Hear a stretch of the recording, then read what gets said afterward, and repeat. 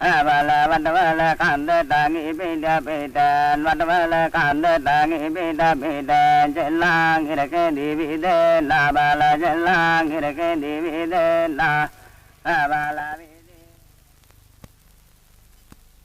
Millions of years after life originated on Earth, the prehistoric age dawned.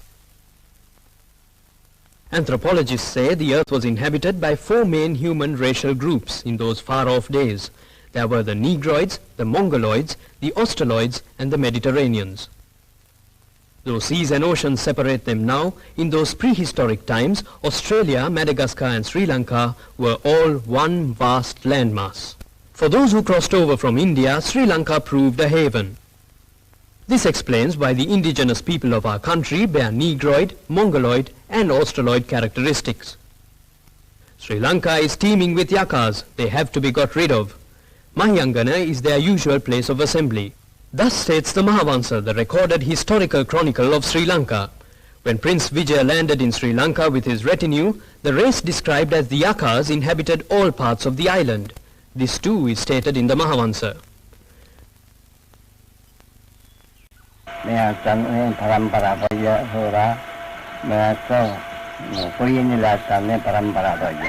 We are all of Kueni's line. Kueni's children from Prince Vijaya escaped into the forest afraid they would be killed.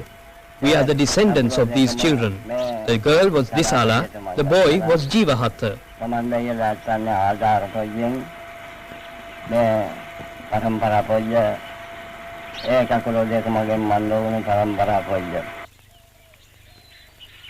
According to anthropologists, the yakas are our indigenous people, the Veddas. Veddas are a frail, slightly built racial group. They inhabit rock caves. They climb to the top of big boulders and bring along pepper harvested from the jungle. So said Palladius, the first foreign visitor to write about the Veddas. In 700 AD, the Chinese traveller Yuan Wen, in 1163 AD, the Arabic traveller Al-Burani, and in 1610 AD, Sarah also wrote about the Veddas. It is clear from archaeological evidence that the Veddas lived in settlements scattered in such areas as the eastern province, Uva and Tamankadua. But the Vedda folk decreased gradually in number due to epidemics and migrations which affected them a lot.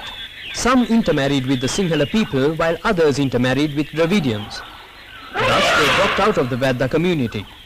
Today they are limited to a few village settlements like Dambana, Polle Vedda, Ratugala, Hennanikala and Dalukana.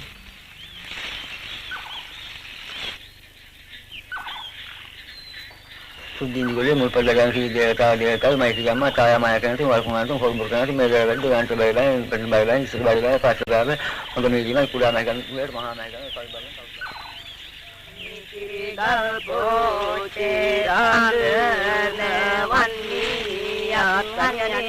Veddas lived in rock caves in the jungle depths until about 1940.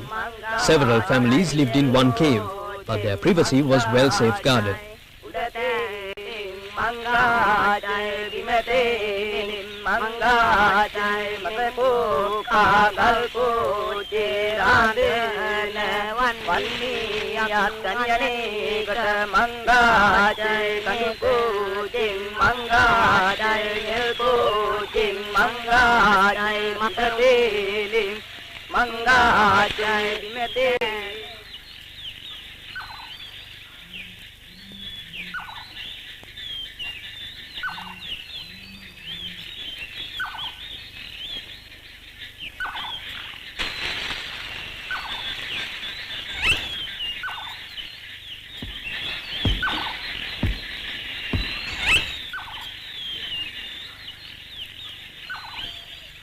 The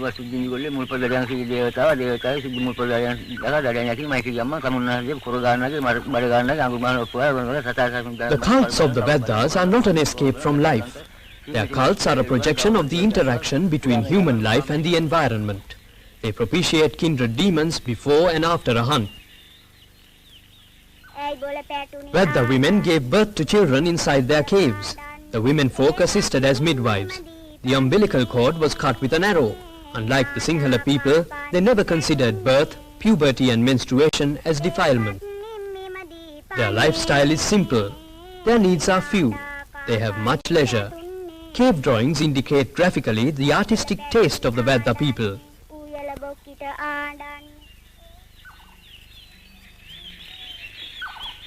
Their main barter item in barter trade with neighbors is honey. The most important ingredient in their food is also honey. Of these varieties of honey, the tastiest is wasp honey. Collecting wasp honey is a picturesque affair. It is also a dangerous adventure. Rites, rituals and occult practices form significant elements in the culture of indigenous people. These ensure that they will be free of diseases. In addition, they believe that these practices contribute towards social integration, entertainment and higher pleasure amongst other things.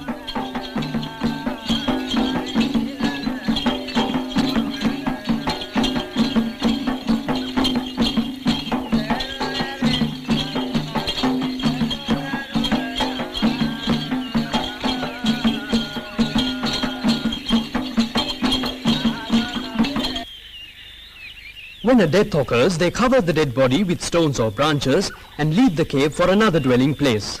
They believe that the dead turn into spirits.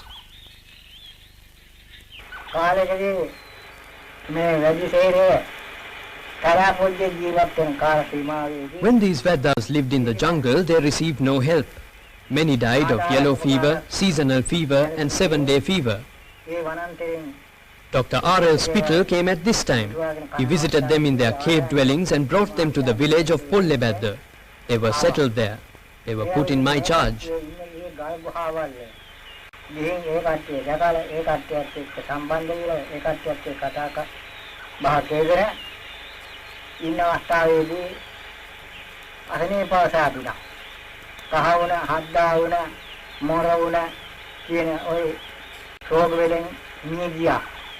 ඒ නියගිය අවස්ථාවේදී doctor මාත්‍යා ඒ කට්ටියව ගෙනාදින් මේ පොල්ලේ බැද්දේ පදිංචි කළා.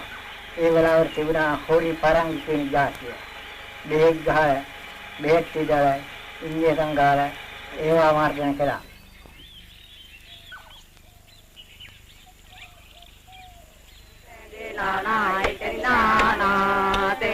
The Vedas turned into food producers from the stage of food gatherers.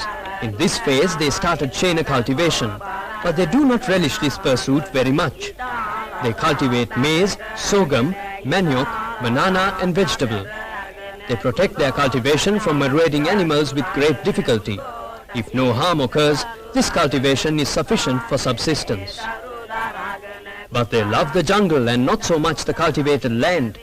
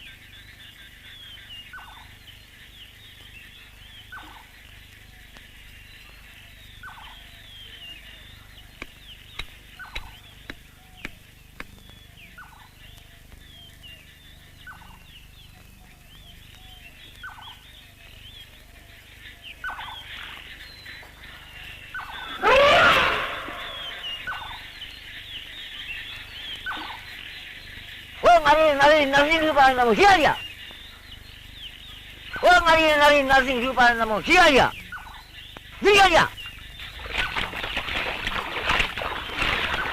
They go fishing too. For this purpose, they use such natural varieties of poison as timbiri, kukuruman and pusbag.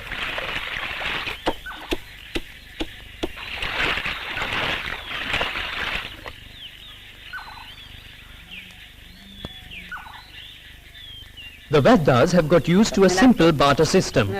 They use game and bees' honey as barter items. The Vedas indicate by drawings the shape and the size of the barter items they require. They obtain their requirements from the Sinhalese or Tamils living in the neighborhood. Axe blades, knives, gunpowder, cartridges and salt form the main items they obtain through barter.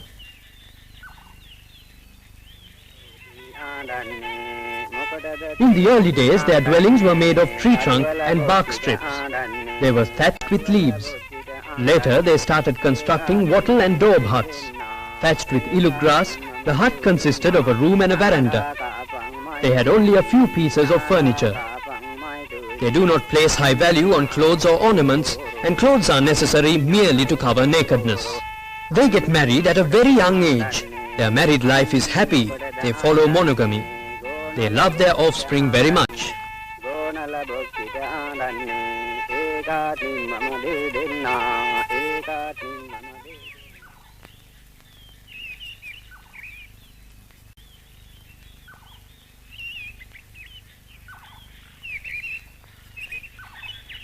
The main weapons of the Vedas are the hatchet as well as bow and arrows. At present they have forgotten archery, but they never fail to teach archery to their young as part of their tradition. Meatto ura meatto dambala program pojje tisamilat tanne mahagakula meattanne nam pojje. I am the eldest son of the Veda chief Tissahami Uruvarige Vanya. In the days of our grandparents and great-grandparents, these villagers were very good. The jungle was there, the trees were there, there were fruits, there was no problem. But in our day we have many problems, many difficulties. No jungle, no trees. There are no such animals as elephants, tigers, bears, deer or stags. When we say this to responsible people, they say we destroy forests and wild animals. But this is not true. Our generation has protected all these. Kankuna kabara hochadika eatut kodoi ling minik gajunta metanawal meatto kata dambama eatto kata damanne metana wanyala tanning mandona karadara pojji kalla etana boru tanne e kala pojje meattanne parampara pojje idi tibapu minik gajju etana araksa pojje mandu karagena idi tibawa.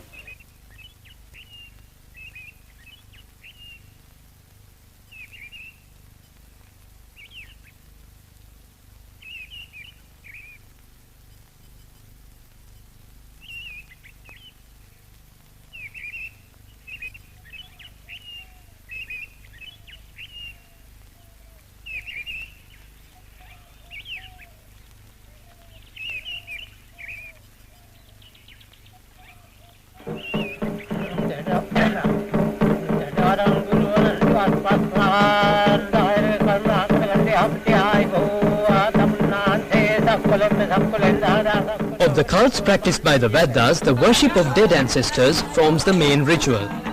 The bathing with milk, making offerings of burnt meat to kindred demons, divining the future, leaf shed, the dance of the arrow, and Kamba post are some of the manifold forms of rites and rituals prevalent among them.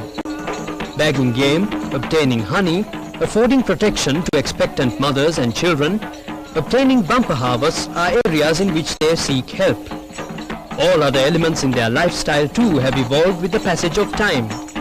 Their original characteristics have begun to change due to the impact of Buddhism.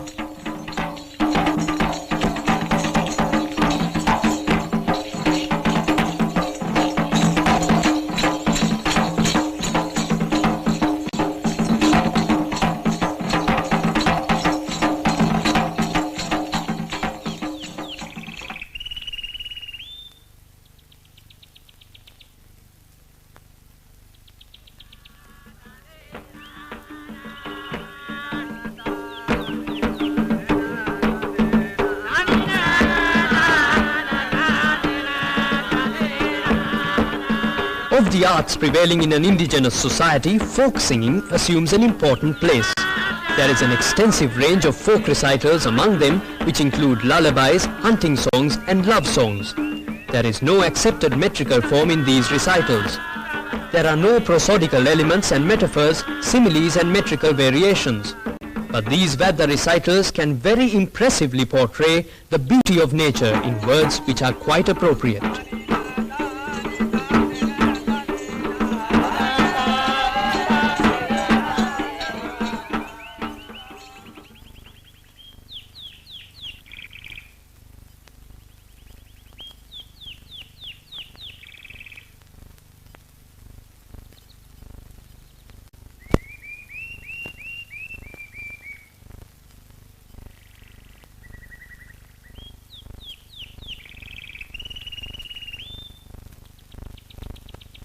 For timber trade and in search of honey.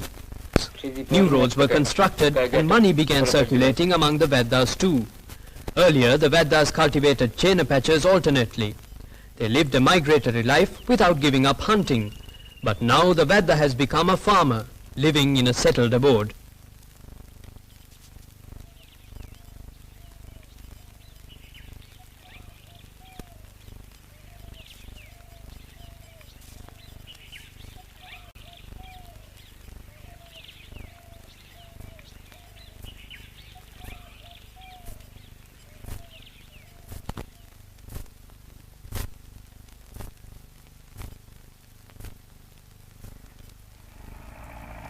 The country is undergoing a fast change. Jungles and wild animals are diminishing. The jungle is cleared for new parks. The Veddas become helpless. Some of them had to leave their homeland and migrate to newly established settlements.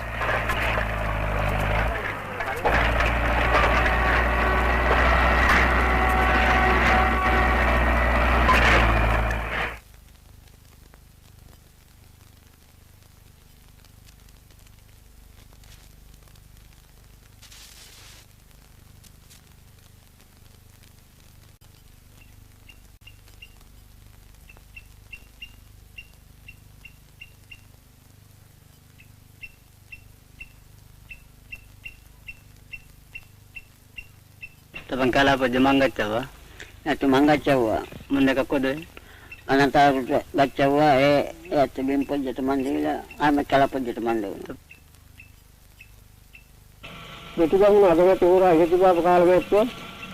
In the days of King Dutugamunu, the land from Mahiyangana to Anuradhapura was one whole settlement. But such animals as elephants, tigers, bears, deer and stags also coexisted. There were no separate sanctuaries at that time. The land is now limited. We cannot bring up our children. They have become stubborn. Our generation is over.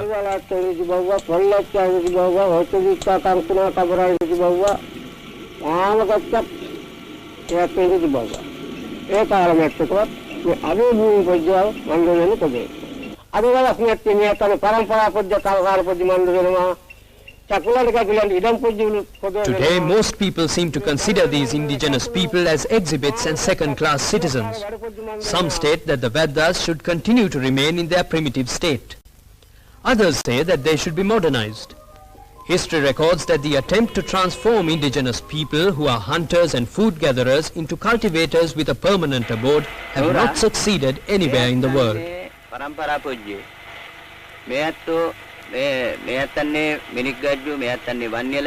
People of our generation did not destroy wild animals. We protected them and we hunted only for food. If we needed to hunt a stag, we hunted only a stag and not other animals. We never killed pregnant animals. We protected trees as much as our own lives. But today there is limited land allocated to us. We are restricted. We want the